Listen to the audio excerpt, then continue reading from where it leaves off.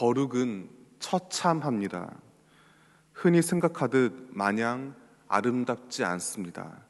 성경이 말하는 거룩함은 피와 살이 튀는 끔찍한 죽음을 거쳐 이루어집니다. 레위기에 기록된 제사들을 통해 분명히 확인할 수 있습니다. 제사장은 바로 이러한 하나님의 거룩을 위해 사용되는 사람들입니다. 따라서 그 제사장직의 시작인 위임식 때부터 비장한 희생 제사가 드려집니다. 어제 읽은 출애굽기 29장 1절에서 9절은 제사장 위임식의 개요를 담고 있습니다. 하나님께서는 이미 거룩한 사람을 제사장으로 세우지 않으셨습니다. 연약한 죄인을 제사장으로 먼저 위임하여 그 다음에 거룩하게 하고 있습니다. 이 과정에서 본문이 가장 비중 있게 다룬 것은 어린 숫소 하나와 순양 둘을 바쳐 진행되는 희생 제사입니다. 먼저 10절에서 14절은 숫송아지를 제물로 드린 속죄제를 묘사합니다. 미리 구별하여 준비한 송아지 한 마리를 모세가 회막 앞으로 끌고 오면 아론과 그의 아들들이 머리에 안수합니다. 그런 다음 그 송아지를 죽입니다. 그리고 그 피를 네 손가락으로 찍어 제단 뿔에 바르고 남은 피 전부를 제단 밑에 쏟아야 합니다. 뿐만 아니라 시체를 하나하나 다 분리하여 내장을 덮은 기름은 제단에 불태우고 고기와 가죽과 대변은 진 바깥에서 불태웁니다. 이것은 레위기 4장에 기록된 속죄제와 같습니다. 얼핏 글로만 볼 때는 무심히 넘기기 쉽지만 한 장면을 천천히 곱씹어 보면 굉장한 긴장이 흐르고 있다는 사실을 알게 됩니다. 이어서 남은 제물인 순양 2마리에도 아론과 그의 아들들이 안수하고 번제를 드립니다. 레위기 1장에 담긴 번제 규정과 마찬가지로 그들은 동물의 피를 제단 주위에 뿌려야 합니다. 순양을 각지게 자르고 씻은 다음에 제단 위에서 불태워 하나님께 바칩니다. 심지어 그 피를 제사장 옷에 바르게 합니다. 이 모든 과정을 한번 차근히 상상해 보시길 바랍니다. 3마리의 짐승들은 대제사장 후보들이 자신의 머리에 손을 얹을 때 자기 운명을 감지하고 서서히 날뛰기 시작합니다. 시퍼렇게 다가오는 칼끝을 보고 울부짖습니다. 마침내 커다란 칼이 동물들의 몸을 찔렀고 괴성과 함께 사방에 피가 튀기 시작합니다. 징그러운 내장과 온갖 오물들이 낱낱이 드러납니다. 누구라도 제 정신을 차리기 힘든 끔찍한 살육의 현장입니다. 저절로 눈을 가리고 귀를 막게 됩니다. 치밀어 오르는 구역질을 억지로 참아야 합니다. 이 과정에서 아론은 자연스럽게 절감합니다. 지금 드리는 이 제사는 제사장 위임만을 위한 특별한 사건이 아닙니다. 그가 매일같이 감당해야 할 일상입니다. 이것은 곧 그가 평생 짊어져야 할 제사장으로서의 의무입니다. 이스라엘의 제사장은 순백의 옷을 입고 커튼 뒤에 자신을 감추어 인위적으로 신비감을 조성하는 사람들이 아닙니다. 화려한 종교 제의를 진행하며 사람들의 열광을 억지로 끌어내지도 않습니다. 하나님의 권위를 자기 마음대로 훔쳐 백성들을 억눌러서도 안 됩니다.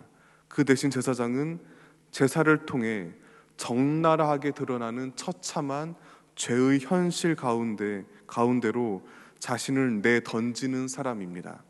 삶의 고단한 여정 가운데 드러나는 인간의 나약함과 죄악을 직면하는 사람입니다. 그리고 그 모두를 끌어안으시는 하나님의 위대한 사랑을 전하는 사람입니다. 하지만 안타깝게도 아론의 혈통으로 이어지는 제사장 제도는 오랜 세월이 지나 결국 실패하고 말았습니다. 그들은 자신들을 제사장으로 부르신 하나님의 참 뜻을 외면했습니다. 백성들의 고단한 현실과는 거리를 두고 점점 귀족이자 기득권층으로 변질되었습니다. 그리하여 결국 누구보다 앞장서서 예수님을 십자가에 못 박고 말았습니다.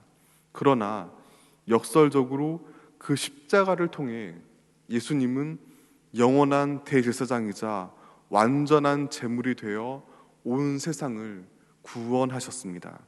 주님께서는 이 땅과 멀리 거리를 두고 마법을 일으켜 사람들을 구하지 않으셨습니다. 하나님의 아들 예수님께서 직접 죄의 구렁텅이 한 복판에 오셨습니다. 인간이 저지를 수 있는 가장 추악한 폭력과 모욕을 당하셨습니다. 그 결과 마침내 죽으셨으나 다시 살아나시어 복음을 완성하시고 구원을 이루셨습니다. 그런 까닭에 어느 이름 모를 사도는 히브리서 4장 14절에서 16절에 다음과 같이 기록합니다. 세번역 성경을 읽어드리겠습니다. 그러나 우리에게는 하늘에 올라가신 위대한 대제사장이신 하나님의 아들 예수가 계십니다. 그러므로 우리의 신앙 고백을 굳게 지킵니다. 우리의 대제사장은 우리의 연약함을 동정하지 못하시는 분이 아닙니다. 그는 모든 점에서 우리와 마찬가지로 시험을 받으셨지만 죄는 없으십니다. 그러므로 우리는 담대하게 은혜의 보좌로 나아갑니다. 그리하여 우리가 자비를 받고 은혜를 입어서 제때 주시는 도움을 받도록 합시다. 사랑하는 성도 여러분, 어제 말씀을 통해 함께 나누었듯이 우리 모두가 이 시대의 거룩한 제사장으로 부름받았음을 명심하시길 바랍니다.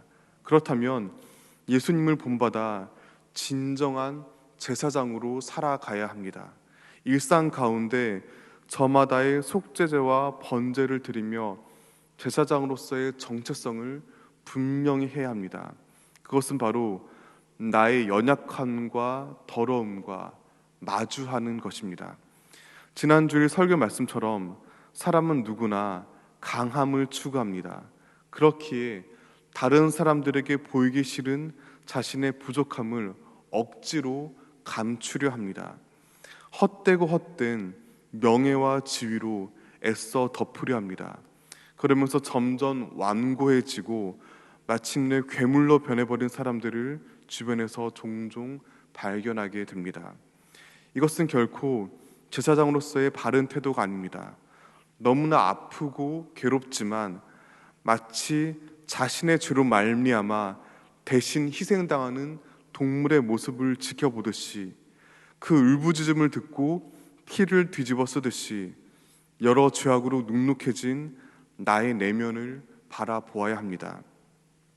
아직 해결하지 못한 열등감, 애써 부정하지만 여전히 나를 사로잡고 있는 어리석은 탐욕, 남들은 미처 알아채지 못한 위선과 가식을 있는 그대로 직면하고 인정해야 합니다.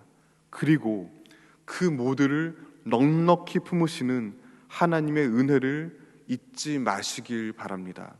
연약한 죄인의 더러움을 외면하지 않으시고 끌어안으시는 놀라운 사랑을 깨달으시길 바랍니다. 그 모두를 딛고 이루시는 신실한 구원을 소망하시길 바랍니다. 바로 이와 같은 복음을 온전히 깨달아 알 때 비로소 곁에 있는 이들의 아픔에 온 마음을 다해 귀를 기울일 수 있습니다. 함부로 비난하고 힘을 과시하려 하지 않고 겸손히 낮아져 섬길 수 있습니다. 진정한 필요를 헤아리고 적절한 도움의 손길을 내밀 수 있습니다. 그 손은 창백하지 않습니다. 흙과 땀으로 얼룩진 제사장의 손입니다. 하나님께서 성경을 통해 알려주는 거룩은 비참합니다. 하지만 그렇게 오히려 온전히 아름다울 수 있습니다. 따라서 애써 자신을 꾸미지 말아야 합니다. 적어도 하나님께만큼은 내 안의 모든 것을 기도 가운데 숨김없이 드러내시길 바랍니다. 기꺼이 아파해야 합니다. 모욕과 굴욕 역시 외면하지 말아야 합니다. 한 영혼을 살릴 수만 있다면 비참한 삶의 현실 한 복판에 나의 전 존재와 온 인격을 던져야 합니다. 영원하시고 위대한 대제사장이신 예수님께서 바로 연약한 죄인인 우리를 위해 몸소 그리 행하셨기 때문입니다.